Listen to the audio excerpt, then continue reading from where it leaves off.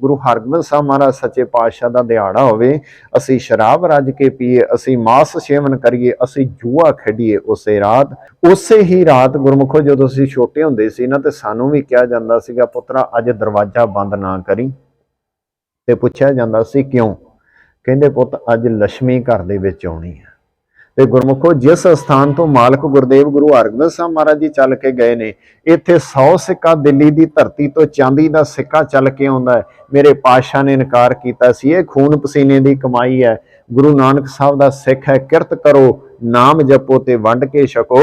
ਉਹ ਗੁਰਮੁਖੋ ਅੱਜ ਸਾਡੀ ਸੋਚ ਕਿੱਥੇ ਚਲੀ ਗਈ। ਅਸੀਂ ਬੱਚਿਆਂ ਨੂੰ ਕਹਿੰਦੇ ਅੱਜ ਦਰਵਾਜ਼ਾ ਨਾ ਬੰਦ ਕਰੋ। ਇਹ ਕਿਸ ਸਮੇਂ ਤੋਂ ਹੋ ਗਿਆ ਬਾਬੇ ਨਾਨਕ ਦਾ ਸਿੱਖ ਪਰਾਏ ਹੱਕ ਦੇ ਉੱਤੇ ਆਸ ਰੱਖਣ ਲੱਗ ਪਿਆ। ਗਵਾਲੀਅਰ ਦੇ ਕਿਲੇ ਦੇ ਵਿੱਚ ਆਪਾਂ ਗੁਰਮੁਖੋ ਆਪਾਂ ਦਰਸ਼ਨ ਕਰ ਰਹੇ ਹਾਂ। ਉਸ ਵਕਤ ਨਜੂਮੀ ਨੂੰ ਕੁਝ ਪੈਸੇ ਦਿੱਤੇ, ਕੁਝ ਸਿੱਕੇ ਦਿੱਤੇ ਕਿ ਬਾਦਸ਼ਾਹ ਜਹਾਂਗੀਰ ਨੂੰ ਵਹਿਮ ਪਾ ਦੇ ਕਿ ਤੇਰੇ ਸਿਰ ਤੇ 60 ਸਤੀ ਆਉਣ ਵਾਲੀ ਹੈ। ਜਿਸ ਵਕਤ ਬਾਦਸ਼ਾਹ ਪੁੱਛੇਗਾ ਕਿ ਇਹਦਾ ਉਪਾਅ ਕੀ ਹੈ, ਤੇ ਉਸ ਵਕਤ ਕਹਿਦੀ ਹਿੰਦੁਸਤਾਨ ਦਾ ਕੋਈ ਤਪਸਵੀ ਸਾਧੂ तप करे ग्वालियर के किले दे विच 40 दिन ते तेरी 60 सती जिहड़ी वो टल सकती है। सच्चे पातशाह जी जिस वक्त आए ने 52 हिंदू राजे भी इत्थे कैद सन। असी उस गेट नूं नहीं जानकारी कि किस गेट दे राही गुरु हरगोबिंद साहब महाराज जी गए ने। वो आलमगीर गेट जिहड़ा वो दरवाजा है, उस राही मालक सच्चे पातशाह जी इस स्थान तो बाहर गए सी।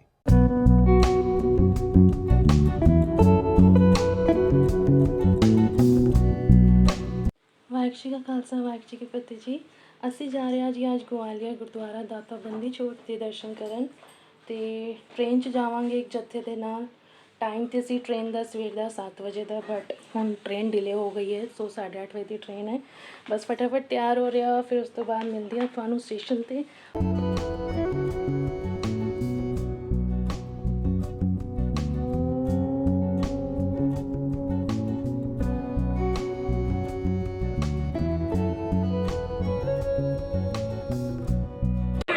बैठ चुके हैं जी, और सारी संगत देखो जी साढ़े नाल बैठ रही है फिलहाल हौली हौली जत्थे के चाल।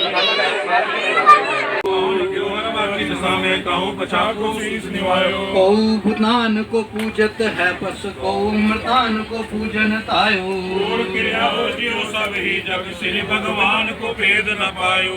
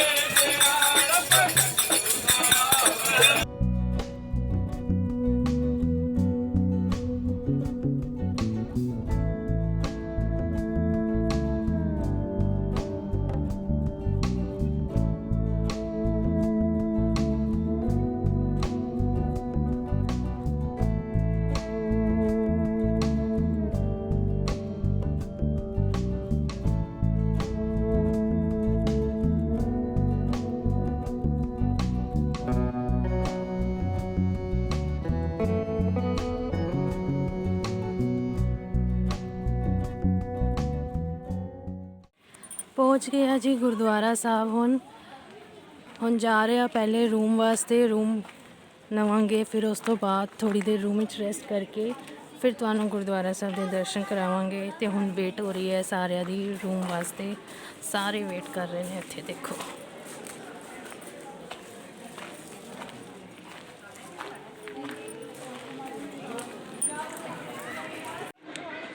हाँ जी, हुण आ गया जी असी बाहर गुरुद्वारे दे। तुहानूं मेन गेट तो दर्शन करावांगे पूरे गुरुद्वारे दे। कल शाम की असी वीडियो हले नहीं बनाई सी क्योंकि थोड़ा हनेरा हो गया सी, ते असी सोचा नेक्स्ट डे मॉर्निंग पूरी वीडियो बनावांगे। तो हुण चलो तुहानूं दर्शन कराने आ गुरुद्वारा साहब दे जी। मेन गेट एंट्री गुरुद्वारा साहब दी। ਇਹ बाहर कुछ दुकाना लगी हुई ने, इत्थे जो भी छोटा मोटा समान किसी ने लेना है वो इत्थे ले सकता है।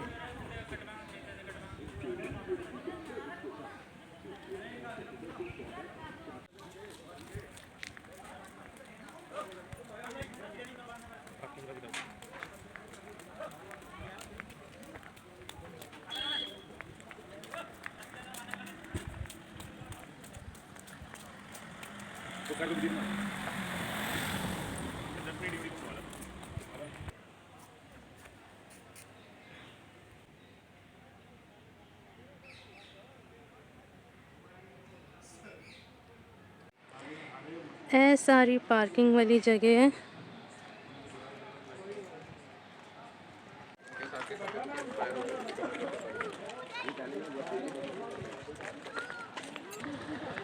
ਇਹ ਸਾਰੀ ਪਾਰਕਿੰਗ ਏਰੀਆ ਹੈ ਤੇ ਨਾਲ ਹੀ ਪਿੱਛੇ ਸਰਾਵਾਂ ਵੀ ਨੇ। ਕੁਝ ਸਰਾਵਾਂ ਥੋੜੀ ਬਹੁਤ ਇੱਥੇ ਅੱਗੇ ਨੇ, ਕੁਝ ਪਿੱਛੇ ਵੀ ਬੈਕ ਸਾਈਡ ਤੇ ਵੀ ਨੇ, ਉਹ ਵੀ ਤੁਹਾਨੂੰ ਦਿਖਾਵਾਂਗੇ। ਤੇ ਮੇਨ ਗੁਰਦੁਆਰਾ ਸਾਹਿਬ ਜੋੜੇ ਅਸੀਂ ਜਮ੍ਹਾਂ ਕਰਾ ਕੇ ਆ ਚੁੱਕੇ ਆ ਤੇ ਹੁਣ ਅਸੀਂ ਦੇਖਦੇ ਆ, ਇਤਿਹਾਸ ਜਾਣਦੇ ਆ ਇੱਥੇ ਦਾ ਬਾਬਾ ਜੀ ਤੋਂ, ਤੇ ਤੁਹਾਨੂੰ ਇਤਿਹਾਸ ਉਹਨਾਂ ਤੋਂ ਸਰਵਣ ਕਰਵਾਵਾਂਗੇ।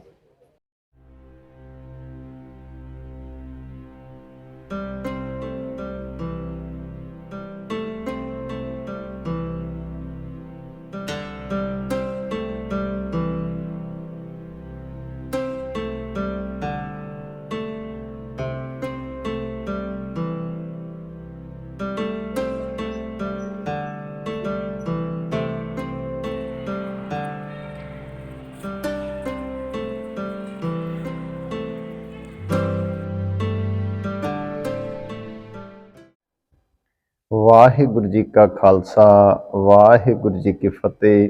ਗੁਰੂ ਪਿਆਰੇ ਸਾਧ ਸੰਗਤ ਜੀਓ, ਜਿਸ ਅਸਥਾਨ ਦੇ ਆਪ ਜੀ ਅੱਜ ਦਰਸ਼ਨ ਕਰ ਰਹੇ ਹੋ, ਇਹ ਛੇਵੇਂ ਪਾਤਸ਼ਾਹ ਗੁਰੂ ਹਰਗੋਬਿੰਦ ਸਾਹਿਬ ਮਹਾਰਾਜ ਸੱਚੇ ਪਾਤਸ਼ਾਹ ਜੀ ਦਾ ਪਾਵਨ ਅਸਥਾਨ ਹੈ, ਗੁਰਦੁਆਰਾ ਦਾਤਾ ਬੰਦੀ ਛੋੜ ਸਾਹਿਬ। ਇਸ ਸਥਾਨ ਤੇ ਮਹਾਰਾਜ ਸੱਚੇ ਪਾਤਸ਼ਾਹ ਕਿਸ ਵਕਤ ਆਏ, ਕਿਉਂ ਆਏ ਤੇ ਕਿਹੜੀਆਂ ਰਹਿਮਤਾਂ ਵਰਤਾਈਆਂ, ਉਹਦੇ ਬਾਰੇ ਮਾਲਕ ਦੀ ਰਹਿਮਤ ਦੇ ਨਾਲ ਆਪਾਂ ਸੰਗਤਾਂ ਦੇ ਨਾਲ ਅੱਜ ਸਾਂਝ ਕਰਾਂਗੇ। ਜਿਸ ਵੇਲੇ ਅੰਮ੍ਰਿਤਸਰ ਸਾਹਿਬ ਦੀ ਧਰਤੀ ਦੇ ਉੱਤੇ ਗੁਰੂ ਹਰਗੋਬਿੰਦ ਸਾਹਿਬ ਮਹਾਰਾਜ ਸੱਚੇ ਪਾਤਸ਼ਾਹ ਜੀ ਬਿਰਾਜ ਰਹੇ ਨੇ, ਉਸ ਵਕਤ ਧੰਨ ਗੁਰੂ ਅਰਜਨ ਦੇਵ ਮਹਾਰਾਜ ਸੱਚੇ ਪਾਤਸ਼ਾਹ ਜੀ ਦੀ ਸ਼ਹਾਦਤ ਤੋਂ ਬਾਅਦ ਸਤਿਗੁਰ ਸੱਚੇ ਪਾਤਸ਼ਾਹ ਜੀ ਨੇ ਸੀਸ ਤੇ ਕਲਗੀ ਲਗਾਈ, ਦਸਤਾਰਾ ਸਜਾਇਆ, ਮੀਰੀ ਤੇ ਪੀਰੀ ਦੀਆਂ 2 ਤਲਵਾਰਾਂ ਧਾਰਨ ਕੀਤੀਆਂ, ਸ਼੍ਰੀ ਅਕਾਲ ਤਖ਼ਤ ਸਾਹਿਬ ਦੀ ਰਚਨਾ ਕੀਤੀ, ਘੋੜੇ ਰੱਖੇ ਨੇ, ਸ਼ਸਤਰ ਰੱਖੇ ਨੇ, ਫੌਜਾਂ ਰੱਖਣੀਆਂ ਸ਼ੁਰੂ ਕੀਤੀਆਂ। ਇਹ ਗੱਲ ਜਿਹੜੀ ਹੈ ਉਹ ਦਿੱਲੀ ਹਕੂਮਤ ਨੂੰ ਚੰਗੀ ਨਾ ਲੱਗੀ। ਕੁਝ ਲੋਕਾਂ ਨੇ ਇਹਨਾਂ ਗੱਲਾਂ ਨੂੰ ਵਧਾ ਕੇ ਵੀ ਪੇਸ਼ ਕੀਤਾ। ਉਸ ਵਕਤ ਜਹਾਂਗੀਰ ਬਾਦਸ਼ਾਹ ਸੀ ਦਿੱਲੀ ਦੇ ਵਿੱਚ, ਉਹਨੇ ਵਜ਼ੀਰ ਖਾਨ ਤੇ ਕਿੰਚ ਬੇਗ ਦੋਵਾਂ ਨੂੰ ਭੇਜਿਆ ਕਿ ਮਹਾਰਾਜ ਸੱਚੇ ਪਾਤਸ਼ਾਹ ਜੀ ਨੂੰ ਕਹੋ ਕਿ ਮੈਨੂੰ ਦਿੱਲੀ 'ਚ ਆ ਕੇ ਦਰਸ਼ਨ ਦੇਣ, ਕਿਉਂਕਿ ਚਲਾਕ ਬਾਦਸ਼ਾਹ ਸੀ, ਸਿੱਧੀ ਟੱਕਰ ਨਹੀਂ ਲੈਣੀ ਚਾਹੁੰਦਾ। ਗੁਰੂ ਹਰਗੋਬਿੰਦ ਸਾਹਿਬ ਮਹਾਰਾਜ ਸੱਚੇ ਪਾਤਸ਼ਾਹ ਜੀ ਕੁਝ ਸਿੱਖਾਂ ਸਮੇਤ ਦਿੱਲੀ ਦੀ ਧਰਤੀ ਤੇ ਆਉਂਦੇ ਨੇ। ਦਿੱਲੀ ਦੀ ਧਰਤੀ ਤੇ ਜਿਸ ਵਕਤ ਆਏ, ਉਸ ਵਕਤ ਬਾਦਸ਼ਾਹ ਜਹਾਂਗੀਰ ਦੇ ਨਾਲ ਜਦੋਂ ਬਚਨ ਬਲਾਸ ਹੋਏ, ਇਹਦੇ ਮਨ ਦੀ ਤਸੱਲੀ ਹੋ ਗਈ ਕਿ ਗੁਰੂ ਨਾਨਕ ਪਾਤਸ਼ਾਹ ਜੀ ਦੇ ਘਰ ਦੇ ਵਿੱਚ ਕੋਈ ਐਸੀ ਗੱਲ ਨਹੀਂ ਹੈ, ਕੋਈ ਵੈਰ ਵਿਰੋਧ ਵਾਲੀ ਗੱਲ ਨਹੀਂ ਹੈ ਕਿ ਗੁਰੂ ਨਾਨਕ ਦੇਵ ਮਹਾਰਾਜ ਸੱਚੇ ਪਾਤਸ਼ਾਹ ਜੀ ਰਬਾਬ ਦੇ ਨਾਲ ਕੀਰਤਨ ਕਰਦੇ ਸੀ, ਅੱਜ ਨਗਾਰਾ ਵੱਜਦਾ, ਸ਼ਾਹੀ ਫੌਜਾਂ, ਐਸਾ ਨਾ ਹੋਵੇ ਮੇਰਾ ਰਾਜ ਭਾਗ ਕਿਤੇ ਖੋਹ ਲੈਣ। ਪਰ ਇਹ ਬਚਨ ਬਲਾਸ ਤੋਂ ਬਾਅਦ ਇਹਦੇ ਮਨ ਦੀ ਤਸੱਲੀ ਹੋਈ, ਕੋਈ ਐਸੀ ਗੱਲ ਨਹੀਂ ਹੈ। ਉਸ ਤੋਂ ਬਾਅਦ ਇਤਿਹਾਸਕ ਜ਼ਿਕਰ ਆਉਂਦਾ ਹੈ ਕਿ ਦਿੱਲੀ ਦੇ ਵਿੱਚ ਇੱਕ ਖੂਨਖਾਰ ਸ਼ੇਰ ਹੈ ਜਿਹੜਾ ਲੋਕਾਂ ਦੇ ਉੱਤੇ ਹਮਲਾ ਕਰਦਾ ਹੈ। ਅਗਲੇ ਦਿਨ ਸ਼ਿਕਾਰ ਵਾਸਤੇ ਬਾਦਸ਼ਾਹ ਜਹਾਂਗੀਰ ਨਿਕਲਿਆ, ਗੁਰੂ ਹਰਗੋਬਿੰਦ ਸਾਹਿਬ ਮਹਾਰਾਜ ਸੱਚੇ ਪਾਤਸ਼ਾਹ ਜੀ ਨੂੰ ਇਹ ਨਾਲ ਲੈ ਕੇ ਗਏ ਨੇ। ਜਿਸ ਵਕਤ ਉਹ ਖੂਨਖਾਰ ਸ਼ੇਰ ਬਾਹਰ ਨਿਕਲਿਆ, ਉਸ ਵਕਤ ਇਹਦੇ ਹਾਥੀ ਵੱਲ ਨੂੰ ਵਧਿਆ, ਇਹਦੇ ਬਾਕੀ ਸਵਾਰ ਜਿਹੜੇ ਪਿੱਛੇ ਨੂੰ ਦੌੜ ਗਏ ਨੇ ਤੇ ਜਹਾਂਗੀਰ ਨੇ ਆਖਿਆ, ਮਾਲਕ ਸੱਚੇ ਪਾਤਸ਼ਾਹ ਮੇਰੀ ਅੱਜ ਜਾਨ ਬਚਾਓ। ਗੁਰੂ ਹਰਗੋਬਿੰਦ ਸਾਹਿਬ ਮਹਾਰਾਜ ਜੀ ਨੇ ਆਖਿਆ, ਤੇਰੇ ਖਾਨਦਾਨੀ ਤਲਵਾਰੀਏ ਨੇ, ਕੋਈ ਖਾਨਦਾਨੀ ਤਲਵਾਰੀਆ ਕੱਢ। ਮਹਾਰਾਜ ਸੱਚੇ ਪਾਤਸ਼ਾਹ ਕਹਿੰਦਾ, ਇਹ ਸ਼ੇਰ ਦੇ ਅੱਗੇ ਕਿਸੇ ਦੀ ਪੇਸ਼ ਨਹੀਂ ਜਾਂਦੀ। ਉਸ ਵਕਤ ਗੁਰੂ ਹਰਗੋਬਿੰਦ ਸਾਹਿਬ ਮਹਾਰਾਜ ਸੱਚੇ ਪਾਤਸ਼ਾਹ ਜੀ ਨੇ ਉਹ ਸ਼ੇਰ ਦਾ ਉਧਾਰ ਕੀਤਾ, ਇਹਦੀ ਜਾਨ ਬਚੀ ਹੈ। ਉਸ ਦਿਨ ਤੋਂ ਬਾਅਦ ਜਹਾਂਗੀਰ ਜਿਹੜਾ ਗੁਰੂ ਹਰਗੋਬਿੰਦ ਸਾਹਿਬ ਮਹਾਰਾਜ ਦਾ ਸੇਵਕ ਬਣ ਗਿਆ। ਹੁਣ ਦੂਸਰਾ ਇੱਕ ਇਤਿਹਾਸ ਨਿਕਲ ਕੇ ਸਾਹਮਣੇ ਆਉਂਦਾ ਹੈ ਕਿ ਜਿਹੜਾ ਚੰਦੂ ਹੈ, ਉਹਨੇ ਇਸ ਕਰਕੇ ਬੁਲਾਇਆ ਸੀ ਕਿ ਮਹਾਰਾਜ ਜੀ ਦੇ ਉੱਤੇ ਕੋਈ ਤੂਹਮਤ ਲਗਾ ਕੇ ਇਹਨਾਂ ਨੂੰ ਕਿਸੇ ਜੇਲ੍ਹ ਦੇ ਵਿੱਚ ਡੱਕ ਦਿੱਤਾ ਜਾਵੇਗਾ ਜਾਂ ਇਹਨਾਂ ਦੇ ਉੱਤੇ ਕੋਈ ਦੋਸ਼ ਲਾਇਆ ਜਾਵੇਗਾ। ਹੁਣ ਉਹਨੇ ਸੋਚਿਆ ਕਿ ਇਹ ਦੋਸ਼ ਲਾਉਣ ਦੀ ਬਜਾਏ ਬਾਦਸ਼ਾਹ ਜਹਾਂਗੀਰ ਜਿਹੜਾ ਉਹ ਇਹਨਾਂ ਦਾ ਸੇਵਕ ਬਣ ਚੁੱਕਿਆ। ਉਹਨੇ ਫਿਰ ਇੱਕ ਨਜ਼ੂਮੀ ਨੂੰ ਕਿਹਾ ਕਿ ਮੇਰਾ ਇੱਕ ਕੰਮ ਕਰ, ਤੈਨੂੰ ਦੌਲਤ ਦਿਆਂਗਾ, ਤੈਨੂੰ ਮੋਹਰਾਂ ਦਿਆਂਗਾ ਕਿ ਬਾਦਸ਼ਾਹ ਜਹਾਂਗੀਰ ਨੂੰ ਵਹਿਮ ਪਾ ਦੇ। ਜਿਹੜਾ ਇੱਥੇ ਹੋਣ ਦਾ ਕਾਰਨ ਬਣਦਾ ਗੁਰੂ ਹਰਗੋਬਿੰਦ ਸਾਹਿਬ ਮਹਾਰਾਜ ਜੀ ਦਾ ਦਿੱਲੀ ਤੋਂ ਗਵਾਲੀਅਰ ਦੇ ਕਿਲੇ ਦੇ ਵਿੱਚ ਆਪਾਂ ਗੁਰਮੁਖੋ ਆਪਾਂ ਦਰਸ਼ਨ ਕਰ ਰਹੇ ਹਾਂ। ਉਸ ਵਕਤ ਨਜ਼ੂਮੀ ਨੂੰ ਕੁਝ ਪੈਸੇ ਦਿੱਤੇ, ਕੁਝ ਸਿੱਕੇ ਦਿੱਤੇ ਕਿ ਬਾਦਸ਼ਾਹ ਜਹਾਂਗੀਰ ਨੂੰ ਵਹਿਮ ਪਾ ਦੇ ਕਿ ਤੇਰੇ ਸਿਰ ਤੇ 60 ਸਤੀ ਆਉਣ ਵਾਲੀ ਹੈ। ਜਿਸ ਵਕਤ ਬਾਦਸ਼ਾਹ ਪੁੱਛੇਗਾ ਕਿ ਇਹਦਾ ਉਪਾਅ ਕੀ ਹੈ, ਤੇ ਉਸ ਵਕਤ ਕਹਿਦੀ ਹਿੰਦੁਸਤਾਨ ਦਾ ਕੋਈ ਤਪਸਵੀ ਸਾਧੂ ਤਪ ਕਰੇ ਗਵਾਲੀਅਰ ਦੇ ਕਿਲੇ ਦੇ ਵਿੱਚ 40 ਦਿਨ ਤੇ ਤੇਰੀ ਸਾੜ ਸਤੀ ਜਿਹੜੀ ਉਹ ਟਲ ਸਕਦੀ ਹੈ। ਇਸੇ ਤਰ੍ਹਾਂ ਹੀ ਨਜੂਮੀ ਨੇ ਜਾ ਕੇ ਸਵੇਰੇ ਜਾ ਕੇ ਦੁਆ ਸਲਾਮ ਕਰਕੇ ਕਹਿੰਦਾ ਬਾਦਸ਼ਾਹ ਸਲਾਮਤ, ਮੇਰੇ ਰਾਹੂ ਤੇ ਕੇਤੂ ਦੱਸਦੇ ਨੇ, ਮੇਰੀ ਪੱਤਰੀ ਦੱਸਦੀ ਹੈ ਕਿ ਤੇਰੇ ਤੇ ਸਾੜ ਸਤੀ ਆਉਣ ਵਾਲੀ ਹੈ, ਕੁਝ ਹੀ ਦਿਨਾਂ ਦੇ ਵਿੱਚ ਤੇਰਾ ਰਾਜ ਭਾਗ ਖਤਮ ਹੋ ਜਾਵੇਗਾ। ਤਰਬ ਕਿਹਾ ਜਹਾਂਗੀਰ ਬਾਦਸ਼ਾਹ ਕਹਿੰਦਾ ਇਹਦਾ ਛੇਤੀ ਮੈਨੂੰ ਉਪਾਅ ਦੱਸ। ਤੇ ਪਹਿਲਾਂ ਦੀ ਬਣਾਈ ਯੋਜਨਾ ਦੇ ਅਨੁਸਾਰ ਵਜ਼ੀਰ ਵੀ ਬੈਠੇ ਨੇ, ਸਾਰਿਆਂ ਨੇ ਸਲਾਹ ਕਰਕੇ ਇੱਕ ਦੂਜੇ ਵੱਲ ਦੇਖ ਰਹੇ ਨੇ। ਤੇ ਨਜੂਮੀ ਨੇ ਕਿਹਾ ਕਿ ਬਾਦਸ਼ਾਹ ਸਲਾਮਤ, ਕੋਈ ਹਿੰਦੁਸਤਾਨ ਦਾ ਤਪਸਵੀ ਸਾਧੂ ਗਵਾਲੀਅਰ ਦੇ ਕਿਲੇ ਦੇ ਵਿੱਚ 40 ਦਿਨ ਤਪ ਕਰੇ ਤੇ ਤੇਰੀ ਸਾੜ ਸਤੀ ਜਿਹੜੀ ਉਹ ਟਲ ਸਕਦੀ ਹੈ। ਸਤਿਗੁਰਾਂ ਦਾ ਨਾਮ ਨਹੀਂ ਲੈ ਕੇ ਇਸ ਬਾਦਸ਼ਾਹ ਨੂੰ ਸ਼ੱਕ ਨਾ ਪਵੇ। ਬਣਾਈ ਯੋਜਨਾ ਅਨੁਸਾਰ ਕਿਸੇ ਚੋਂ ਵਜ਼ੀਰ ਨੇ ਆਖਿਆ ਬਾਦਸ਼ਾਹ ਜਹਾਂਗੀਰ ਨੂੰ, ਬਾਦਸ਼ਾਹ ਜਹਾਂਗੀਰ ਤੁਹਾਡੇ ਕੋਲ 6ਵੀਂ ਜੋਤ ਗੁਰੂ ਨਾਨਕ ਦੀ ਧੰਨ ਗੁਰੂ ਹਰਗੋਬਿੰਦ ਸਾਹਿਬ ਮਹਾਰਾਜ ਜੀ ਆਏ ਨੇ, ਉਹਨਾਂ ਤੋਂ ਵੱਡਾ ਤਪਸਵੀ ਸਾਧੂ ਜਿਹੜਾ ਉਹ ਕਿਹੜਾ ਹੋ ਸਕਦਾ ਹੈ। ਉਸ ਵਕਤ ਬਾਦਸ਼ਾਹ ਜਹਾਂਗੀਰ ਨੇ ਜਾ ਕੇ ਗੁਰੂ ਹਰਗੋਬਿੰਦ ਸਾਹਿਬ ਮਹਾਰਾਜ ਜੀ ਨੂੰ ਬੇਨਤੀ ਕੀਤੀ, ਸੱਚੇ ਪਾਤਸ਼ਾਹ ਆਪ ਜੀ ਜੇ 40 ਦਿਨ ਗਵਾਲੀਅਰ ਦੇ ਕਿਲੇ ਦੇ ਵਿੱਚ ਬੰਦਗੀ ਕਰੋ, ਤਪ ਕਰੋ ਤੇ ਮੇਰੀ ਸਾੜ ਸਤੀ ਹੈ ਜਿਹੜੀ ਉਹ ਟਲ ਸਕਦੀ ਹੈ। ਸਤਿਗੁਰਾਂ ਨੇ ਆਖਿਆ ਸਾੜ ਸਤੀ ਤੇਰੇ ਤੇ ਨਹੀਂ ਕਿਸੇ ਹੋਰ ਤੇ ਹੈ। ਉਹਨੇ ਆਖਿਆ ਗੁਰੂ ਨਾਨਕ ਸਾਹਿਬ ਦੇ ਘਰ ਚੋਂ ਪਾਤਸ਼ਾਹ ਕੋਈ ਖਾਲੀ ਨਹੀਂ ਗਿਆ। ਗੁਰੂ ਹਰਗੋਬਿੰਦ ਸਾਹਿਬ ਮਹਾਰਾਜ ਜੀ ਨੇ ਬਚਨ ਕੀਤਾ, ਜੇ ਧੰਨ ਗੁਰੂ ਨਾਨਕ ਸਾਹਿਬ ਮਹਾਰਾਜ ਜੀ ਦਾ ਤੂੰ ਨਾਂ ਲਿਆ ਤੇ ਅਸੀਂ 40 ਦਿਨ ਗਵਾਲੀਅਰ ਦੇ ਕਿਲੇ ਦੇ ਵਿੱਚ ਜਾਣ ਵਾਸਤੇ ਤਿਆਰ ਹਾਂ ਕਿ ਗੁਰੂ ਨਾਨਕ ਪਾਤਸ਼ਾਹ ਦੇ ਘਰ ਚੋਂ ਕੋਈ ਖਾਲੀ ਨਹੀਂ ਗਿਆ। ਗੁਰੂ ਹਰਗੋਬਿੰਦ ਸਾਹਿਬ ਮਹਾਰਾਜ ਜੀ ਇਸ ਸਥਾਨ ਦੇ ਉੱਤੇ ਆਏ। ਇੱਥੇ 2 ਵਕਤ ਦੀਵਾਨ ਸਜਦਾ। ਸਤਿਗੁਰ ਸੱਚੇ ਪਾਤਸ਼ਾਹ ਜੀ ਜਿਸ ਵਕਤ ਆਏ ਨੇ 52 ਹਿੰਦੂ ਰਾਜੇ ਵੀ ਇੱਥੇ ਕੈਦ ਸਨ। ਉਹਨਾਂ ਦੇ ਹੱਥਾਂ ਦੇ ਵਿੱਚ ਹੱਥ ਕੜੀਆਂ, ਪੈਰਾਂ ਦੇ ਵਿੱਚ ਬੇੜੀਆਂ ਪਾਈਆਂ ਹੋਈਆਂ ਨੇ, ਔਰ ਬੇੜੀਆਂ ਜਿਹੜੀਆਂ ਪੈਰਾਂ 'ਚ ਪਾਈਆਂ, ਹੱਥਾਂ 'ਚ ਹੱਥ ਕੜੀਆਂ, ਲੋਹੇ ਦੇ ਸੰਗਲ ਵੱਜ-ਵੱਜ ਕੇ ਗੁਰਮੁਖੋ ਉਹਨਾਂ ਹੱਥਾਂ ਦੇ ਵਿੱਚ ਰੇਸ਼ਾ ਪੈ ਚੁੱਕਿਆ ਹੈ, ਉਹਨਾਂ ਹੱਥਾਂ ਦੇ ਵਿੱਚ ਜ਼ਖਮ ਹੈ, ਔਰ ਇੰਨੀ ਉਹਨਾਂ ਦੀ ਬੁਰੀ ਹਾਲਤ ਹੈ। ਸਤਿਗੁਰ ਸੱਚੇ ਪਾਤਸ਼ਾਹ ਜੀ ਨੇ ਹਰਦਾਸ ਦਰੋਗੇ ਨੂੰ ਕਿਹਾ ਕਿ ਇਹਨਾਂ ਦੀਆਂ ਹੱਥ ਕੜੀਆਂ ਖੋਲ ਦਿਓ, ਸਾਡਾ ਬਚਨ ਹੈ ਤੁਹਾਡੇ ਨਾਲ, ਇਹ ਕਿਧਰੇ ਵੀ ਨਹੀਂ ਜਾਣਗੇ। ਉਹਨਾਂ ਦੀਆਂ ਹੱਥ ਕੜੀਆਂ ਖਲਵਾਈਆਂ, ਸਤਿਗੁਰ ਦਾ ਸਤਸੰਗ ਸੁਣਦੇ ਨੇ। ਔਰ ਦੂਸਰਾ ਇੱਕ ਇਤਿਹਾਸ ਇੱਥੇ ਸਾਹਮਣੇ ਆਉਂਦਾ ਹੈ ਗੁਰਮੁਖੋ, ਗੁਰੂ ਨਾਨਕ ਪਾਤਸ਼ਾਹ ਜੀ ਨੇ ਇੱਕ ਬਚਨ ਕੀਤਾ ਸੀ, ਕਿਰਤ ਕਰੋ, ਨਾਮ ਜਪੋ ਤੇ ਵੰਡ ਕੇ ਛਕੋ। ਪਰ ਉਸ ਸਿਧਾਂਤ ਨੂੰ ਪ੍ਰੈਕਟੀਕਲੀ ਰੂਪ ਦੇ ਵਿੱਚ ਸਤਿਗੁਰਾਂ ਇੱਥੇ ਵੀ ਲਾਗੂ ਕੀਤਾ। ਗਵਾਲੀਅਰ ਦੀ ਇਸ ਪਾਵਨ ਧਰਤੀ ਤੇ ਦਿੱਲੀ ਦੀ ਧਰਤੀ ਤੋਂ ਸਿੱਕਾ ਆਉਂਦਾ, ਕਿਸੇ ਨੇ 100 ਲਿਖਿਆ, ਕਿਸੇ ਨੇ 500 ਲਿਖਿਆ। ਦਿੱਲੀ ਤੋਂ ਮੋਹਰਾਂ ਆਉਂਦੀਆਂ ਨੇ ਕਿ ਗੁਰੂ ਹਰਗੋਬਿੰਦ ਸਾਹਿਬ ਮਹਾਰਾਜ ਜੀ ਦੇ ਖਾਣੇ ਦਾ ਪ੍ਰਬੰਧ ਕੀਤਾ ਜਾਵੇ। ਰੋਜ਼ਾਨਾ ਮੋਹਰ ਦਿੱਲੀ ਦੀ ਧਰਤੀ ਤੋਂ ਆਉਂਦੀ ਆ, ਔਰ ਗੁਰੂ ਹਰਗੋਬਿੰਦ ਸਾਹਿਬ ਮਹਾਰਾਜ ਜੀ ਨੇ ਇਨਕਾਰ ਕਰ ਦਿੱਤਾ ਕਿ ਇਹ ਲੋਕਾਂ ਦੇ ਖੂਨ ਪਸੀਨੇ ਦੀ ਕਮਾਈ ਹੈ, ਇਹਦਾ ਭੋਜਨ ਲਿਆ ਕੇ ਅਸੀਂ ਜਿਹੜਾ ਉਹ ਨਹੀਂ ਛਕਾਂਗੇ। ਸਤਿਗੁਰਾਂ ਇਨਕਾਰ ਕੀਤਾ। ਉਹ ਸਿੱਕਿਆਂ ਦਾ ਜਿਹੜਾ ਭੋਜਨ ਹੈ ਉਹ ਤਿਆਰ ਕਰਕੇ ਔਰ ਇਹਨਾਂ 52 ਰਾਜਿਆਂ ਨੂੰ ਛਕਾਇਆ ਜਾਂਦਾ। ਸਤਿਗੁਰ ਜੀ ਦੇ ਨਾਲ 5 ਗੁਰਸਿੱਖ ਆਏ ਨੇ, 5 ਚੋਂ 3 ਜਿਹੜੇ ਗਵਾਲੀਅਰ ਦੇ ਥੱਲੇ ਜਾ ਕੇ ਮਸ਼ੱਕਤ ਕਰਦੇ ਨੇ। ਉਸ ਵਕਤ ਲੋਹਾਰੇ ਦਾ ਕੰਮ ਚੱਲਦਾ ਸੀ, ਲੋਹੇ ਦਾ। ਉਹ ਲੋਹਾਰੇ ਦਾ ਕੰਮ ਕਰਦੇ ਨੇ, ਔਰ ਸ਼ਾਮ ਨੂੰ ਜਿਹੜੀ ਮਿਹਨਤਾਨਾ ਮਿਲਦਾ ਹੈ ਉਹਦਾ ਭੋਜਨ, ਉਹਦੀ ਰਸਤ ਲਿਆ ਕੇ ਇੱਥੇ ਭੋਜਨ ਤਿਆਰ ਹੁੰਦਾ। ਸਤਿਗੁਰੂ ਉਹ ਭੋਜਨ ਛਕਦੇ ਸੀ। ਗੁਰੂ ਨਾਨਕ ਦੇਵ ਮਹਾਰਾਜ ਜੀ ਦਾ ਸਿਧਾਂਤ ਸੀ, ਕਿਰਤ ਕਰੋ, ਨਾਮ ਜਪੋ, ਵੰਡ ਕੇ ਛਕੋ। ਸਤਿਗੁਰ ਸੱਚੇ ਪਾਤਸ਼ਾਹ ਜੀ ਨੇ ਪ੍ਰੈਕਟੀਕਲ ਰੂਪ 'ਚ ਇਸ ਧਰਤੀ ਦੇ ਉੱਤੇ ਵੀ ਲਾਗੂ ਕੀਤਾ। ਕਈ ਵਾਰੀ ਅਸੀਂ ਕਾਹਲੀ ਦੇ ਵਿੱਚ ਆਉਨੇ ਆ, ਮੱਥਾ ਟੇਕ ਕੇ ਚਲੇ ਜਾਂਦੇ ਆ। ਬਹੁਤ ਸਾਰੀਆਂ ਰਹਿਮਤਾਂ ਇਸ ਧਰਤੀ ਤੇ ਗੁਰਸਿੱਖੋ ਵਰਤੀਆਂ। ਸਮਾਂ ਗੁਰੂ ਦੀ ਰਜ਼ਾ ਦੇ ਵਿੱਚ ਚੱਲਿਆ। ਫਿਰ ਉਹਨੇ ਹੁਣ ਚੰਦੂ ਨੇ ਸੋਚਿਆ ਕਿ ਸਤਿਗੁਰ ਸੱਚੇ ਪਾਤਸ਼ਾਹ ਨੂੰ ਇਸ ਸੰਸਾਰ 'ਚ ਮੈਂ ਰਹਿਣ ਨਾ ਦਿਆਂ। ਤੇ ਇੱਕ ਗੁਰਮੁਖੋ ਬੜੀ ਧਿਆਨ ਦੇਣ ਵਾਲੀ ਗੱਲ ਹੈ ਕਿ ਇੱਥੋਂ ਦਾ ਜਿਹੜਾ ਹਰਦਾਸ ਦਰੋਗਾ ਹੈ ਨਾ, ਇਹਦੀ ਬੇਟੀ ਹੈ ਕਰਤਾਰੀ, ਔਰ ਚੰਦੂ ਦੇ ਬੇਟੇ ਨੂੰ ਵਿਆਹੀ ਹੈ। ਹੁਣ ਗੁਰਮੁਖੋ ਆਪਸ ਦੇ ਵਿੱਚ ਕੀ ਹੋਇਆ, ਇਹਨਾਂ ਦਾ ਕੁੜਮਾਚਾਰੀ ਦਾ ਰਿਸ਼ਤਾ ਹੈ। ਹੁਣ ਉਹਨੇ ਆਖਿਆ, ਕਿਉਂਕਿ ਇੱਥੇ ਭੇਜਣ ਦਾ ਕਾਰਨ ਵੀ ਇਹ ਸੀ, ਗਵਾਲੀਅਰ ਤੋਂ ਦਿੱਲੀ ਤੱਕ ਆਗਰੇ ਦੇ ਵਿੱਚ ਹੋਰ ਬਹੁਤ ਸਾਰੇ ਕਿਲੇ ਨੇ, ਇਸ ਕਿਲੇ ਦੇ ਅੰਦਰ ਕਿਉਂ ਭੇਜਿਆ ਸਤਿਗੁਰੂ ਨੂੰ ਕਿ ਉੱਥੇ ਮੇਰਾ ਕੁੜਮ ਰਹਿੰਦਾ, ਮੈਂ ਉਹਨੂੰ ਕਹਿ ਕੇ ਸਤਿਗੁਰ ਸੱਚੇ ਪਾਤਸ਼ਾਹ ਜੀ ਨੂੰ ਕਿਸੇ ਤਰੀਕੇ ਦੇ ਨਾਲ ਇਸ ਸੰਸਾਰ 'ਚ ਨਹੀਂ ਰਹਿਣ ਦਿਆਂਗਾ। ਉਹਨੇ ਇੱਕ ਚੋਲਾ ਭੇਜਿਆ, ਉਹਨੂੰ ਜ਼ਹਿਰ ਦੀ ਪੁੱਠ ਲਵਾਈ ਆ, ਔਰ ਉਹਦੇ ਵਿੱਚ ਇੱਕ ਚਿੱਠੀ ਰੱਖ ਦਿੱਤੀ ਕਿ ਇਹ ਚੋਲਾ ਜਿਹੜਾ ਗੁਰੂ ਹਰਗੋਬਿੰਦ ਸਾਹਿਬ ਮਹਾਰਾਜ ਸੱਚੇ ਪਾਤਸ਼ਾਹ ਜੀ ਉਹਨੂੰ ਪਹਿਨਾ ਦਿਓ। ਜਦੋਂ ਗੁਰੂ ਹਰਗੋਬਿੰਦ ਸਾਹਿਬ ਮਹਾਰਾਜ ਜੀ ਚੋਲਾ ਪਾਉਣਗੇ, ਉਹਨਾਂ ਨੂੰ ਪਸੀਨਾ ਆਏਗਾ, ਉਹਨਾਂ ਦੇ ਮਸਾਮਾਂ ਰਾਹੀਂ ਜ਼ਹਿਰ ਅੰਦਰ ਚਲੀ ਜਾਏਗੀ। ਸਤਿਗੁਰ ਸੱਚੇ ਪਾਤਸ਼ਾਹ ਸੰਸਾਰ 'ਚ ਨਹੀਂ ਰਹਿਣਗੇ। ਪਰ ਗੁਰਮੁਖੋ ਜਿਹੜਾ ਹਰਦਾਸ ਦਰੋਗਾ ਇਹ ਸਤਿਗੁਰਾਂ ਦਾ ਸੇਵਕ ਬਣ ਚੁੱਕਿਆ। ਉਹਨੇ ਚਿੱਠੀ ਲਿਆ ਕੇ ਸਤਿਗੁਰਾਂ ਦੇ ਅੱਗੇ ਰੱਖੀ, ਚੋਲਾ ਅੱਗੇ ਰੱਖ ਦਿੱਤਾ। ਮਾਲਕ ਸੱਚੇ ਪਾਤਸ਼ਾਹ, ਹੈ ਤੇ ਮੇਰਾ ਕੁੜਮ, ਪਰ ਮੇਰੇ ਕੋਲੋਂ ਇੱਕ ਘਿਨਾਉਣਾ ਪਾਪ ਕਰਵਾਉਣਾ ਚਾਹੁੰਦਾ, ਸਤਿਗੁਰਾਂ ਮੈਨੂੰ ਬਖਸ਼ ਲੈ। ਸਤਿਗੁਰ ਸੱਚੇ ਪਾਤਸ਼ਾਹ ਮੁਸਕਰਾਏ, ਕਹਿੰਦੇ ਹਰਦਾਸ ਦਰੋਗੇ ਨੂੰ ਤੂੰ ਬੰਦਗੀ ਕਰਿਆ ਕਰ, ਇਬਾਦਤ ਕਰਿਆ ਕਰ। ਉਹ ਜਿਹੜਾ ਚੋਲਾ ਸਤਿਗੁਰਾਂ ਨੇ ਪਹਿਨਿਆ ਨਹੀਂ। 2 ਸਾਲ 3 ਮਹੀਨੇ ਦਾ ਸਮਾਂ ਇਸ ਅਸਥਾਨ ਦੇ ਉੱਤੇ ਸਤਿਗੁਰਾਂ ਨੇ ਬੰਦਗੀ ਕੀਤੀ ਬਤੀਤ ਹੋਇਆ। ਅਚਾਨਕ ਬਾਦਸ਼ਾਹ ਜਹਾਂਗੀਰ ਜਿਹੜਾ ਦਿੱਲੀ ਦੀ ਧਰਤੀ ਤੇ ਬਿਮਾਰ ਹੋ ਗਿਆ। ਇਹਦੀ ਬੇਗਮ ਹੈ ਨੂਰ ਜਹਾਂ। ਉਹਨੇ ਬੜੇ ਉਪਾਅ ਕਰਾਏ ਪਰ ਇਹਦੀ ਸਿਹਤ ਸੁਧਾਰ ਨਹੀਂ ਹੋਇਆ। ਉਸ ਵਕਤ ਜਿਨ੍ਹਾਂ ਸੱਚਖੰਡ ਸ੍ਰੀ ਹਰਿਮੰਦਰ ਸਾਹਿਬ ਦੀ ਨੀਂਹ ਰੱਖੀ ਹੈ ਸਾਈਂ ਮੀਆਂ ਮੀਰ ਜੀ, ਉਹ ਦਿੱਲੀ ਦੀ ਧਰਤੀ ਦੇ ਉੱਤੇ ਆਏ ਹੋਏ ਸਨ। ਇਹ ਫਿਰ ਨੂਰ ਜਾਂ ਆਪਣੇ ਪਤੀ ਨੂੰ ਲੈ ਕੇ ਉਹਨਾਂ ਦੇ ਕੋਲੇ ਪਹੁੰਚੀ ਤੇ ਜਾ ਕੇ ਬੇਨਤੀ ਕੀਤੀ, ਸਾਈਂ ਜੀ ਮੇਰੇ ਪਤੀ ਦੇ ਲਈ ਅੱਲਾ ਦੇ ਅੱਗੇ ਦੁਆ ਕਰੋ, ਇਹਨਾਂ ਦੀ ਸਿਹਤ ਦੇ ਵਿੱਚ ਸੁਧਾਰ ਹੋਵੇ, ਮੇਰਾ ਪਤੀ ਜਿਹੜਾ ਉਹ ਬਚ ਜਾਵੇ। ਉਸ ਵਕਤ ਸਾਈਂ ਮੀਆਂ ਮੀਰ ਜੀ ਨੇ ਆਖਿਆ, ਜਦੋਂ ਅਸੀਂ ਅੱਲਾ ਦੇ ਅੱਗੇ ਦੁਆ ਕਰਦੇ ਹਾਂ ਸਾਨੂੰ ਛੇਵੇਂ ਸਤਿਗੁਰੂ ਗੁਰੂ ਹਰਗੋਬਿੰਦ ਸਾਹਿਬ ਮਹਾਰਾਜ ਜੀ ਦੇ ਦਰਸ਼ਨ ਹੁੰਦੇ ਨੇ, ਜਿਹੜੇ ਤੇਰੇ ਪਤੀ ਦੇ ਵਾਸਤੇ 40 ਦਿਨ ਇਬਾਦਤ ਕਰਨ ਵਾਸਤੇ ਗਏ ਸਨ, ਅੱਜ 2 ਸਾਲ 3 ਮਹੀਨੇ ਦਾ ਸਮਾਂ ਬੀਤ ਗਿਆ। ਅਸੀਂ ਕਿਵੇਂ ਉਸ ਮਾਲਕ ਨੂੰ ਕਹਿ ਦਈਏ ਕਿ ਇਹ ਤੇਰੇ ਪਤੀ ਦੀ ਸਿਹਤ ਠੀਕ ਹੋ ਜਾਵੇ। ਉਸ ਵਕਤ ਤਰਬਕਿਆ ਜਹਾਂਗੀਰ ਬਾਦਸ਼ਾਹ, ਕਹਿੰਦਾ ਬੜੀ ਵੱਡੀ ਭੁੱਲ ਹੋ ਗਈ ਮੇਰੇ ਕੋਲੋਂ। ਉਸੇ ਵੇਲੇ ਪੱਤਰ ਲਿਖਿਆ ਕਿ ਗੁਰੂ ਹਰਗੋਬਿੰਦ ਸਾਹਿਬ ਮਹਾਰਾਜ ਜੀ ਨੂੰ ਬੇਨਤੀ ਕਰੋ, ਸਤਿਗੁਰ ਸੱਚੇ ਪਾਤਸ਼ਾਹ ਮੈਂ ਭੁੱਲ ਗਿਆ ਸੀ, ਮੇਰੇ ਕੋਲ ਬੜੀ ਵੱਡੀ ਗਲਤੀ ਹੋ ਗਈ ਹੈ, ਆਪ ਜੀ ਆ ਕੇ ਮੈਨੂੰ ਦਿੱਲੀ ਦਰਸ਼ਨ ਦਿਓ। ਉਹ ਪੱਤਰ ਜਿਹੜਾ ਇੱਥੇ ਸੁਨੇਹਾ ਜਦੋਂ ਇੱਥੇ ਆਉਂਦਾ, ਸਤਿਗੁਰਾਂ ਨੇ ਉਹ ਪੱਤਰ ਪੜ੍ਹਿਆ, ਉਹਦੇ ਵਿੱਚ ਲਿਖਿਆ ਸੀ, ਮਾਲਕ ਸੱਚੇ ਪਾਤਸ਼ਾਹ ਮੇਰੇ ਕੋਲੋਂ ਗਲਤੀ ਹੋ ਗਈ, ਆਪ ਆ ਕੇ ਦਰਸ਼ਨ ਦਿਓ। ਸਮਾਂ ਬੜਾ ਲੰਬਾ ਬਤੀਤ ਹੋ ਗਿਆ, ਮੈਂ ਗੁਰੂ ਸਤਿਗੁਰ ਸੱਚੇ ਪਾਤਸ਼ਾਹ ਮੈਂ ਭੁੱਲ ਗਿਆ। ਜਦੋਂ ਪੱਤਰ ਪੜ੍ਹਿਆ ਗਿਆ, ਇਹ 52 ਜਿਹੜੇ ਹਿੰਦੂ ਰਾਜੇ ਸਨ ਇੱਥੇ ਕੈਦ ਸਨ, ਇਹ ਸਤਿਗੁਰਾਂ ਦੇ ਸੇਵਕ ਬਣ ਚੁੱਕੇ ਨੇ, ਸਤਸੰਗ ਸੁਣਦੇ ਨੇ ਰੋਜ਼ਾਨਾ। ਉਹਨਾਂ ਨੇ ਉਸ ਵਕਤ ਉਹਨਾਂ ਦੇ ਨੈਣਾਂ ਦੇ ਵਿੱਚ ਨੀਰ ਆਇਆ, ਅਥਰੂ ਆਏ ਅੱਖਾਂ ਦੇ ਵਿੱਚ, ਸਤਿਗੁਰ ਸੱਚੇ ਪਾਤਸ਼ਾਹ ਆਪ ਜੀ ਜਾ ਰਹੇ ਹੋ, ਸਾਡੀ ਹਾਲਤ ਫਿਰ ਉਸ ਕੈਦੀਆਂ ਵਾਲੀ ਹੋ ਜਾਵੇਗੀ, ਸਾਡੇ ਹੱਥਾਂ ਦੇ ਵਿੱਚ ਹੱਥ ਕੜੀਆਂ, ਸਾਡੇ ਪੈਰਾਂ ਦੇ ਵਿੱਚ ਬੇੜੀਆਂ ਆ ਜਾਣਗੀਆਂ ਤੇ ਸਾਰੀ ਜ਼ਿੰਦਗੀ ਸਾਡੀ ਇੱਥੇ ਕਿਲੇ ਦੇ ਅੰਦਰ ਖਤਮ ਹੋ ਗਈ, ਸਾਡੀਆਂ ਹੱਡੀਆਂ ਵੀ ਜਿਹੜੀਆਂ ਇੱਥੋਂ ਬਾਹਰ ਨਹੀਂ ਜਾਣਗੀਆਂ।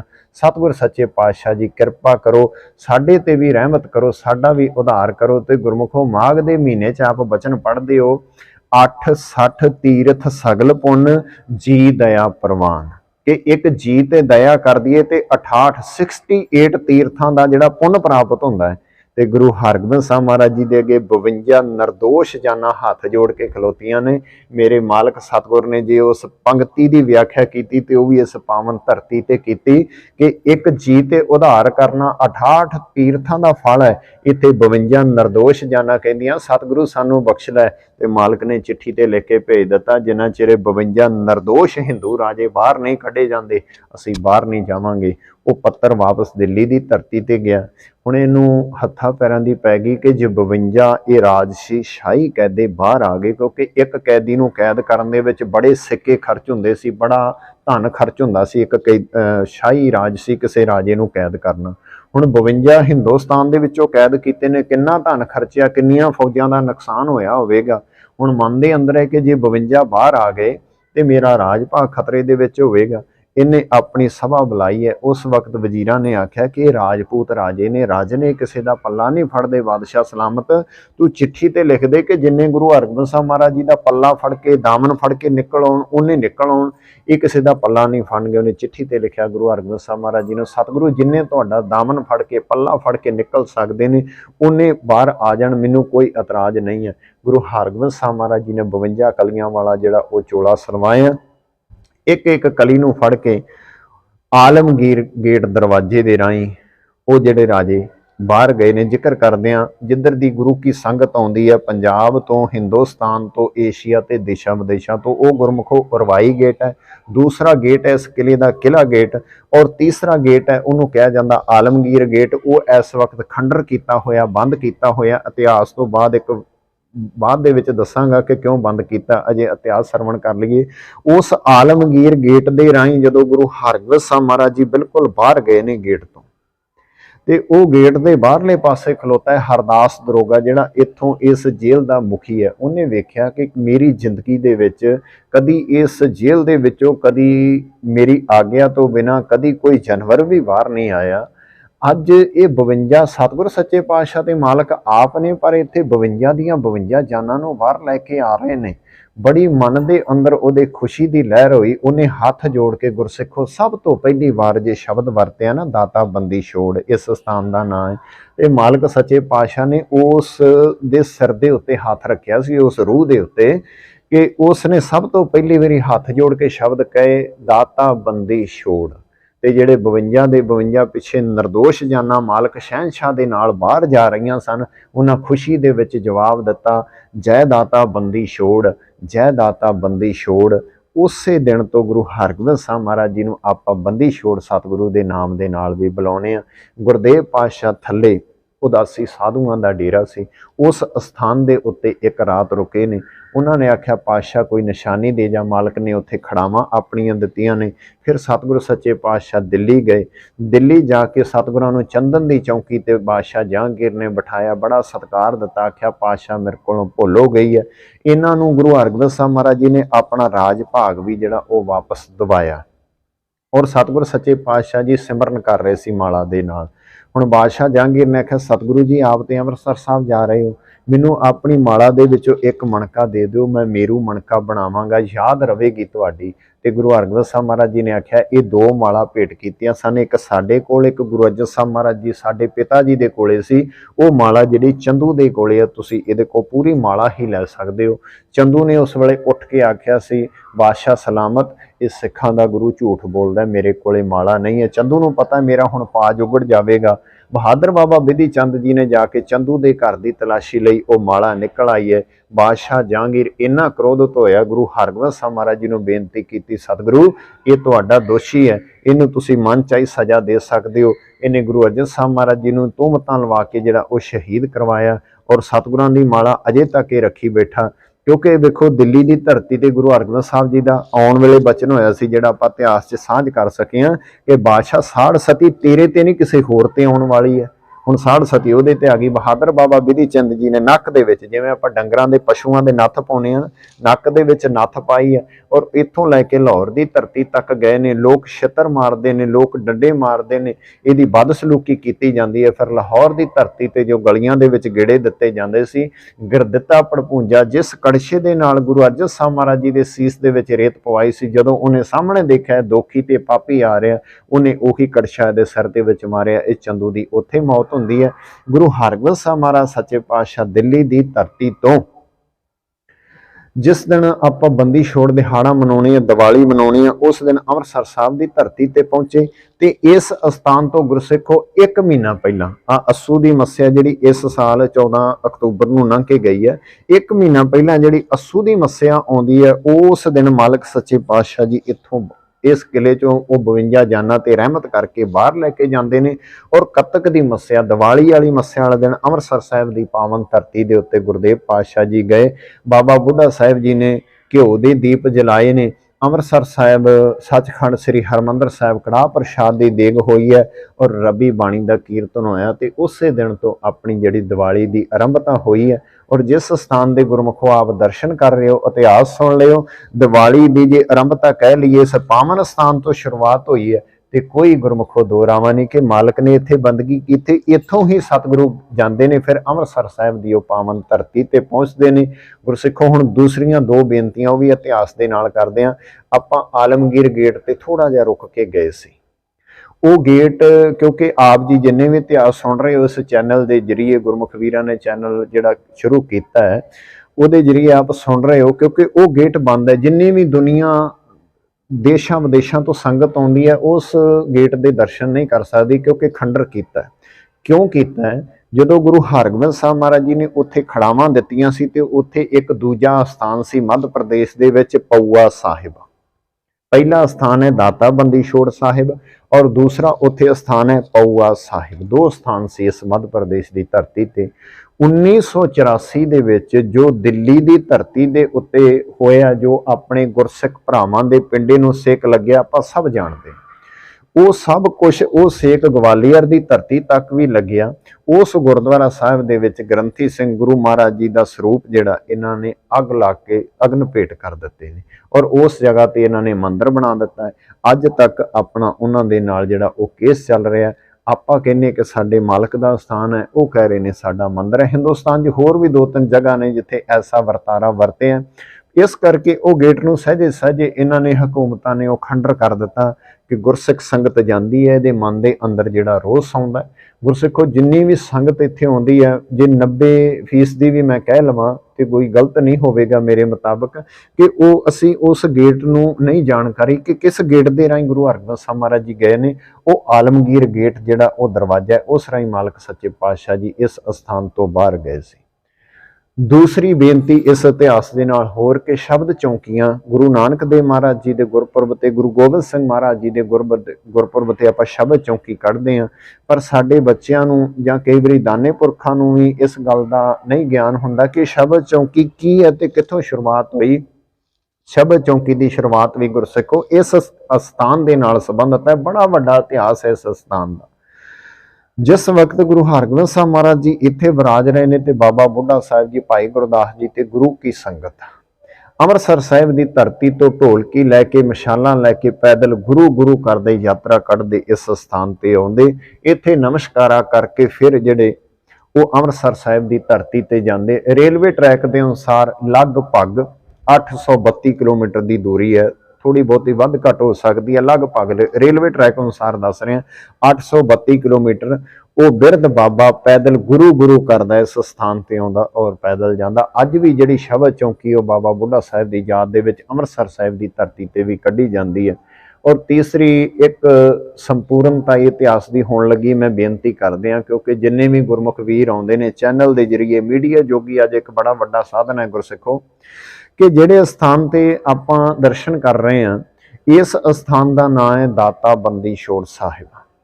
ते जिस स्थान ते गुरु हरगोबिंद साहब महाराज जी पहुंचे ने जिथों दिवाली शुरुआत होंदी है उस स्थान का नाम है सचखंड श्री हरमंदर साहिब। दो स्थान हुण गुरमुखो बेनती है देशां विदेशां दे विच जिन्नी भी संगत बैठी है, जिहड़े अमरधारी ने वो भी ते जिहड़े अमृत नहीं छकिया वो कहंदे असीं गुरु नानक साहब महाराज जी दे सिख हां। बड़ी चंगी गल है, बड़ी सत्कार वाली गल है। गुरु सब नूं सिੱਖੀ सिदक भरोसा नामदान बख्शे। पर गुरसिखो अज एक कुछ जिहड़े साडे गल दे विच एक कोड़ चिंबड़ गया इसे दिन दे विच वो असीं अपने गल चों उतारना है समय दे नाल, क्योंकि मालक सच्चे पातशाह नूं 403 साल का समा हो गया इस स्थान तो गया नूं। 403 साल दे विच असीं उस इतिहास नूं बिल्कुल ही उल्टा करके पेश कर दिता है। किवें? जिस दिन गुरु हरगोबिंद साहब महाराज जी सचखंड श्री हरमंदर साहिब गए उस दिन बाबा बुढ़ा साहिब जी ने घ्यो के दीप जलाए। दूसरा कड़ाह प्रसाद की देग हुई है। तीसरा सचखंड श्री हरमंदर साहिब कीर्तन होया। 3 इतिहास आए ने। और अज जदों दिवाली मनाई जाती है, मैं बाहर ते बहुता अजे कोई ज्ञान नहीं, पर पंजाब की जे मैं गल करां जिथों दे असीं विछदे आ, लगभग 12,343 पिंड ने पंजाब दे ते जिस दिन दिवाली हुंदी है ते कोई बिरला पिंड ही बचिया होवेगा जिस दिन दिवाली वाली रात इउं कह लीए कि सिखां दे घर दे विच शराब सेवन नहीं हुंदी। उस दिन शराब सेवन होंदी है। गुरसिखो अपना दिवाली का इतिहास है, जिन्हें कभी नशा सेवन नहीं किया वो कहता दिवाली है भाई अज आपां जिहड़ी वो शराब पीनी है, क्योंकि उत्थों दियां हड्ड बीतियां ने, असी मिट्टी घट्टे चों निकल के आए हैं, असी इस गल नूं जाणदे हां। दूसरा उसे दिन ही साडे चुल्हियां दे उत्ते मीट जिहड़ा वो रिझदा है, मांस रिझदा है, जद कि बाबा बुढ़ा साहिब जी ने कड़ाह प्रसाद की देग कराई सी। गुरसिखो उस दिन साडे चुल्हे दे उत्ते कड़ाह प्रसाद की देग तैयार होके गुरु के घर जानी चाहिदी सी, पर 400 साल बाद साडे चुल्हियां दे उत्ते दिवाली वाली रात जिहड़ा वो मांस रिझदा गुरसिखो अखी वेखिआ, और इस गल तो कोई जिहड़ा इनकारी नहीं हो सकता। तीसरा उसे ही रात पंजाब के पिंडां दे विच गुरमुखो जुआ खेडिया जांदा। दिवाली वाली रात ही क्यों, बाकी रातां क्यों नहीं? गुरु हरगोबिंद साहब महाराज सच्चे पातशाह का दिहाड़ा होवे, असीं शराब रज के पीए, असीं मांस सेवन करिए, असीं जुआ खेडिए उसे रात। और चौथा उसे दिन मड़ी मसाणा दे विच, पंजाब की गल कर रहे हैं गुरसिखो, बड़ा गुरुआं ते पीरां की धरती है, मड़ियां मसाणा दे विच जाके दीवे जगा के ये लोग उल्टियां सिद्धे जिहड़े उत्थे अपणियां सिद्धियां प्राप्त करते हैं। पंजवां उसे ही रात गुरमुखो जदों असीं छोटे हुंदे सी ना ते सानूं भी कहा जांदा सीगा पुत्रा अज दरवाजा बंद ना करी, ते पुछया जांदा सी क्यों? कहंदे पुत अज लक्ष्मी घर दे विच आउणी है। ते गुरमुखो जिस स्थान तो मालक गुरदेव गुरु हरगोबिंद साहब महाराज जी चल के गए ने, इत्थे 100 सिक्का दिल्ली की धरती तो चांदी का सिक्का चल के आउंदा है। मेरे पातशाह ने इनकार किया सी, ये खून पसीने की कमाई है, गुरु नानक साहब का सिख है, किरत करो, नाम जपो ते वंड के छको। वो गुरमुखो अज साडी सोच कित्थे चली गई? असीं बच्चों नूं कहने अज दरवाजा ना बंद करो। ये किस समय तो हो गया बाबे नानक दा सिख पराए हक दे उत्ते आस रखण लग पिया कि अज लक्ष्मी घर दे विच आउणी, अज दरवाजा खुला रहण दिओ, अज पैसे घर दे विच आउणे ने। 5 कुरीतियां ने मेरी तुश बुद्धि मुताबक जिहड़े साडे घरां दे विच आ चुकियां ने, साडी दहलीज जिहड़ी पार करके साडे घरे आ गईयां ने। ਗੁਰਮੁਖੋ ਬੇਨਤੀ ਹੈ ਕਿ ਜਿਹੜੇ ਉਪਦੇਸ਼ ਅੰਮ੍ਰਿਤਸਰ ਸਾਹਿਬ ਦੀ ਧਰਤੀ ਤੇ ਕੀਤੇ ਨੇ, ਸਾਰੀ ਸੰਗਤ ਜਿਹੜੀ ਗੁਰੂ ਰਾਮਦਾਸ ਮਹਾਰਾਜ ਜੀ ਦੇ ਦਰ ਤੇ ਝੁਕਦੀ ਹੈ। ਜਦੋਂ ਵੀ ਕੋਈ ਦੇਸ਼ ਵਿਦੇਸ਼ ਤੋਂ ਸੰਗਤ ਆਵੇ, ਹਿੰਦੁਸਤਾਨ ਤੋਂ ਕੋਈ ਅੰਮ੍ਰਿਤਸਰ ਸਾਹਿਬ ਦੀ ਧਰਤੀ ਤੇ ਜਾਂਦਾ, ਉਹ ਕਹਿੰਦਾ ਮੈਂ ਗੁਰੂ ਰਾਮਦਾਸ ਮਹਾਰਾਜ ਜੀ ਦੇ ਘਰ ਮੱਥਾ ਜ਼ਰੂਰ ਟੇਕਣਾ। ਗੁਰਸਿੱਖਾ, ਜਿੱਥੇ ਤੇਰਾ ਮੱਥਾ ਟੇਕਦਾ ਹੈ ਗੁਰੂ ਰਾਮਦਾਸ ਮਹਾਰਾਜ ਜੀ ਦੇ ਘਰ, ਬੜੀ ਚੰਗੀ ਤੇ ਨੇਕ ਗੱਲ ਹੈ। ਉੱਥੇ ਤੇਰਾ ਮਨ ਵੀ ਅਰਦਾਸ ਕਰ, ਗੁਰੂ ਰਾਮਦਾਸ ਸੋਢੀ ਪਾਤਸ਼ਾਹ ਮੇਰਾ ਮਨ ਵੀ ਤੇਰੇ ਚਰਨਾਂ ਦੇ ਵਿੱਚ ਟਿਕ ਜਾਵੇ। ਦੀਵਾਲੀ ਵਾਲੀ ਰਾਤ ਤੇ 5-6 ਕੁਰੀਤੀਆਂ ਸਾਡੇ ਘਰਾਂ ਦੇ ਵਿੱਚ ਪਹੁੰਚ ਗਈਆਂ ਨੇ। ਗੁਰਮੁਖੋ ਜਿੰਨੇ ਵੀ ਵੀਰ ਚੈਨਲ ਵਾਲੇ ਆਉਂਦੇ ਨੇ ਜਾਂ ਇਤਿਹਾਸ ਗੁਰੂ ਕੀ ਸੰਗਤ, ਉਹਨਾਂ ਨੂੰ ਬੇਨਤੀ ਕਰਦੇ ਹਾਂ ਅਸੀਂ ਝਾੜੂ ਸੇਵਾਦਾਰ ਇੱਥੋਂ ਕਿ ਇਹ 5 ਜਿਹੜੀਆਂ ਕੁਰੀਤੀਆਂ ਨੇ ਆਪਣੇ ਘਰਾਂ ਚੋਂ ਅਸੀਂ ਕੱਢੀਏ।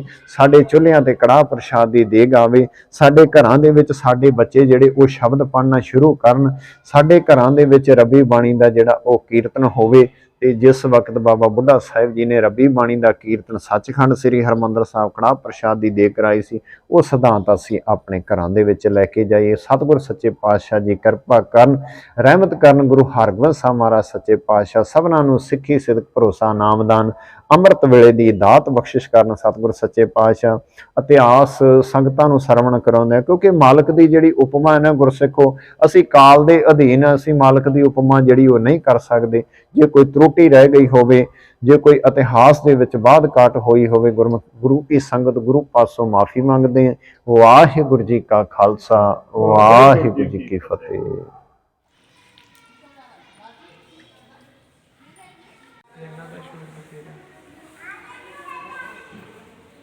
ਤੇ ਹੁਣੇ ਤੁਸੀਂ ਇਤਿਹਾਸ ਸਰਵਨ ਕੀਤਾ ਬਾਬਾ ਜੀ ਤੋਂ ਇਸ ਗੁਰਦੁਆਰੇ ਦਾ। ਬਹੁਤ ਹੀ ਡੀਪ ਵਿੱਚ ਉਹਨਾਂ ਨੇ ਦੱਸਿਆ ਹੈ ਤੇ ਬਹੁਤ ਸਾਰੀ ਇਹ ਜਿਹੀ ਗੱਲਾਂ ਜੋ ਸਾਨੂੰ ਵੀ ਨਹੀਂ ਪਤਾ ਸੀ, ਉਹ ਅੱਜ ਪਤਾ ਚੱਲੀ ਹੈ। ਤੇ ਆਓ ਚੱਲਦੇ ਆ ਅੱਗੇ, ਹੋਰ ਗੁਰਦੁਆਰਾ ਸਾਹਿਬ ਦੇ ਤੁਹਾਨੂੰ ਪੂਰਾ ਦਰਸ਼ਨ ਕਰਾਉਂਦੇ ਆ ਨਾਲ ਹੀ।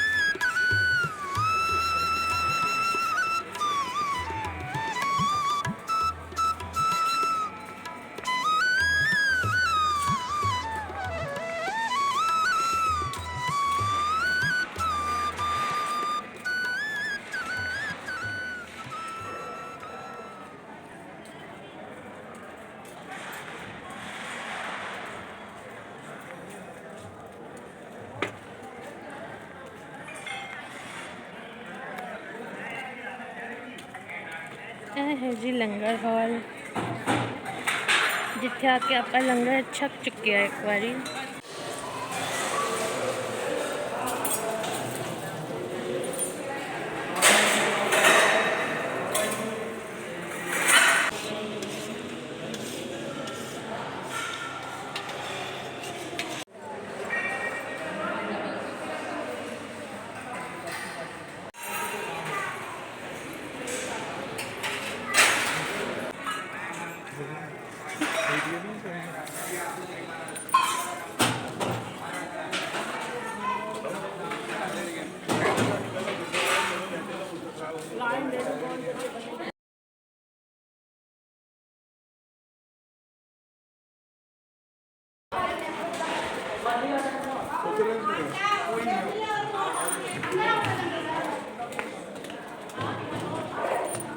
ਤੇ ਇਸ ਪਾਸੇ ਹੈ ਸਰਾਹ ਦਾ ਏਰੀਆ ਸਾਰਾ।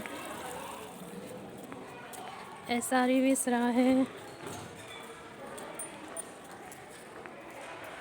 ਇਹ ਸਾਰੀ ਸਰਾਵਾਂ ਬਣੀਆਂ ਹੋਈਆਂ ਨੇ।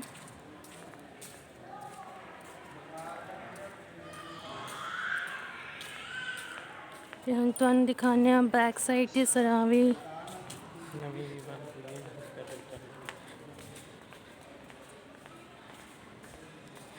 ਨਹੀਂ, ਹੋਰ ਸਰਾਵਾਂ ਵੀ ਇੱਥੇ ਹੋਰ ਬਣ ਰਹੀਆਂ ਨੇ ਹੁਣ।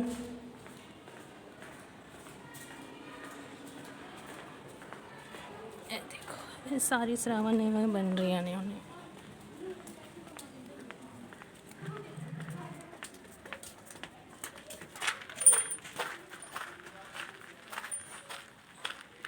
ਇਹ ਉਹੀ ਜਗ੍ਹਾ ਹੈ ਜਿੱਥੇ ਆਪਾਂ ਕੱਲ੍ਹ ਅਸੀਂ ਜਦੋਂ ਆਏ ਸੀ ਸ਼ਾਮੀ, ਜਿੱਥੇ ਅਸੀਂ ਵੇਟ ਕਰ ਰਹੇ ਸੀ ਆਪਣੀ ਰੂਮ ਵਾਸਤੇ।